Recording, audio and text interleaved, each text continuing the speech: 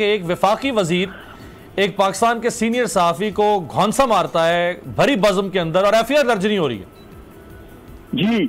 और उसमें कहीं से भी एहसास नदामत होती है, एहसास शर्मिंदगी होता है हुकूमत की सतह पर।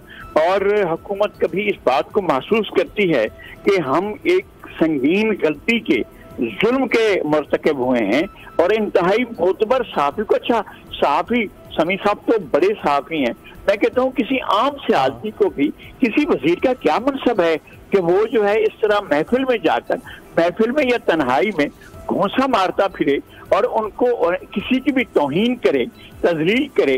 तो ये इसको कहते हैं कि जो रूल ऑफ लॉ मौजूद नहीं होता है तो फिर इस तरह की चीजें होती हैं, ताकत का इस्तेमाल होता है और ताकत ही कानून बन जाता है। तो इस सारी सूरत हाल में हमें इन चीजों को जरूर देखना है कि बहुत से शोबे हैं।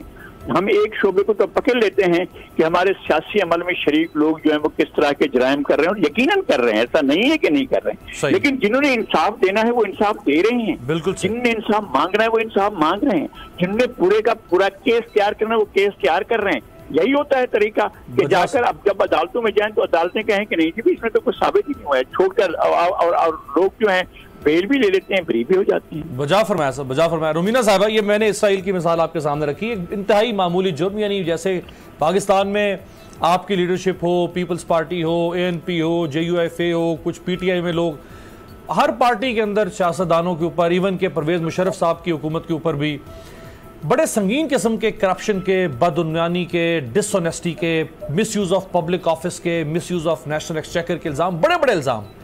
लेकिन यहाँ पे कोई उस तरह से एहतसाब नहीं हो सका। ये एक मामूली सा जुर्म किया है। इसराइल जैसे ताकतवर मुल्क, यहूदियों का इतना ताकतवर मुल्क, अमरीका की आंख का तारा, इल्ज़ाम सिर्फ इतना है कि उसने सरकारी बावर्ची के बजाय एक प्राइवेट बावर्ची से खाना बनवाया, $15,000 की सजा सुना दी गई।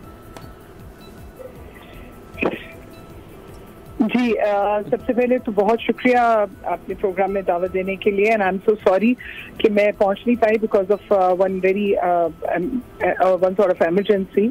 जहाँ तक बात है रूल ऑफ लॉ की और कवानीन की, मैं समझती हूँ कि जहाँ तक अगर इसराइल की बात है, डेफिनेटली बहुत एक स्ट्रॉन्ग एग्जाम्पल है कि वहाँ पर जो सजा दी गई। तो मेरे ख्याल में इसी तरह से अगर हम पाकिस्तान में भी देखें तो पाकिस्तान में हमें नजर आ रहा है कि बहुत सारी चीजें हो रही, जैसे कि हमारे ही दौरे हुकूमत में जो गुज़श्ता था उसके अंदर जिस तरह से नैब ने अपना काम शुरू किया, इंक्वायरीज हो रही हैं, सब कुछ हो रहा है। लेकिन अनफॉर्चुनेटली जो चीज बहुत ज्यादा में दिखने में आती है कि शायद सिर्फ हमें अभी एक ही तबका जो है वो नजर आ रहा है कि वो करप्ट है। तो अगर ये सिस्टम जो है, मैं ये नहीं कहती कि सिर्फ सियासतदान हो, तमाम लोग जो भी कोई करप्शन करता है उसको पकड़ना भी चाहिए, उसको सजा भी मिलनी चाहिए, क्योंकि रूल ऑफ लॉ से तो कोई बेवाक नहीं है ना। तो मेरे ख्याल में जहाँ कहीं पर भी कानून की बात है, कानून की अहमियत जो है वो सबसे ज्यादा है, क्योंकि डेफिनेटली अगर कहीं पर भी कोई गलत करता है तो वो सजा का मुर्तकिब है। बिल्कुल ठीक। बाबर डॉक्टर साहब, क्या हालात आपको नजर आ रहे हैं? सर, वज़ीर आज़म साहब ने आज, हुसैन असगर साहब एक बड़ा मोतबर नाम है, डीजी एंटी करप्शन भी रहे हैं पंजाब में, और बहुत जो अपराइट और dead honest police officers Pakistan में, उनमें उनका नाम शामिल होता है। इससे पहले बहुत सारे, इफ्तिखार चौधरी साहब के ज़माने में भी उनको बहुत सारे आम मुकदमात की तफ्तीश सौंपी गई थी।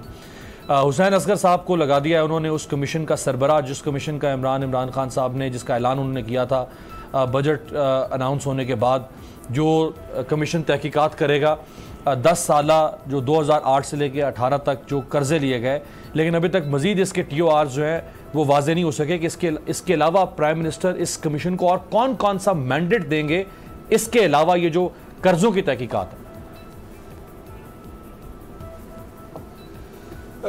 सबसे पहले हुसैन असगर की जो अपॉइंटमेंट है, मेरा ख्याल है कि इसको वेलकम करना चाहिए।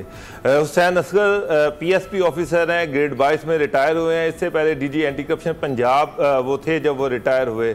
मुझे पता है कि वो बंदा किसी दबाव में नहीं आने वाला, उस पर कोई करप्शन का दाग नहीं है, उस पर आज तक कोई किसी प्रेशर को वो एंटरटेन नहीं करता। Being DG anti corruption programme था, वो ये चाहते थे कि उनको, बाबर डॉक्टर, अगर वज़ीर आज़म या वज़ीर इमरान खान साहब की हुकूमत हुसैन असगर को चाहे, यानी हुसैन असगर पर दबाव डाले कि हुसैन असगर जो है वो हुकूमत के इशारों पर चलें और ऑपोजिशन की आर्म ट्विस्टिंग करें, तो आपको लग रहा है कि हुसैन असगर नहीं करेंगे? मैं आपको यही बता रहा हूं कि being DG anti corruption, chief minister Punjab उनके खिलाफ हो गए, चीफ सेक्रेटरी पंजाब उनके खिलाफ हो गए, कुछ उन्होंने ऐसे स्टेप्स लिए, कुछ ऐसे लोगों पर हाथ डाला जिससे चीफ मिनिस्टर पंजाब शदीद नाखुश थे, चीफ सेक्रेटरी पंजाब उनसे शदीद नाखुश थे, लेकिन उन्होंने इनका प्रेशर लेने से इनकार कर दिया। खान साहब का ये वादा था हुसैन असगर से कि उनको 3 साल मुसलसल डीजी एंटी करप्शन लगाया जाएगा पंजाब में, लेकिन चीफ मिनिस्टर पंजाब जो थे उन्होंने इस फैसले की शदीद मुखालफत की और खान साहब से कहा जी कि ये बंदा हमें नहीं चाहिए। उस पर खान साहब ने इनको अल्टीमेटली डीजी एंटी करप्शन की बजाय डिप्टी चेयरमैन नैब लगा दिया।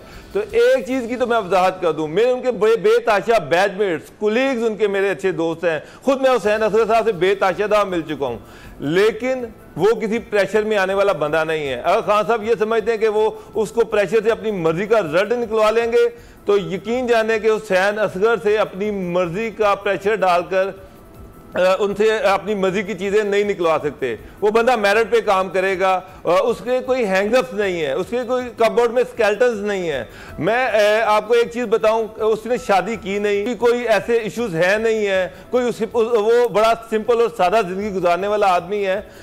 तो मुझे ये उम्मीद है कि उसके होते हुए जो करप्शन की जो इंक्वायरीज हैं, जो TORs हैं, उसके मुताबिक वो काम करेगा, इससे आगे पीछे वो नहीं होगा। ना खान साहब अगर ये चाहते हैं या उनकी कैबिनेट चाहती है कि कोई उन पर प्रेशर डाल के कोई अपनी मर्जी की चीज मनवा लेंगे तो यकीन जाने के वो नहीं मनवा सकते। ये मैं बड़े वसूख से कह रहा हूँ। अच्छा। बहुत कम आप किसी के बंदे के बारे में ऐसा की बात कर सकते हैं, लेकिन उसके बारे में आप किसी उसके कुलीग से बात कर लें, किसी भी उसके साथ उसके बताया से बात कर लें, वो आपको यही कहेगा कि हुसैन असगर को प्रेशर में नहीं लाया जा सकता।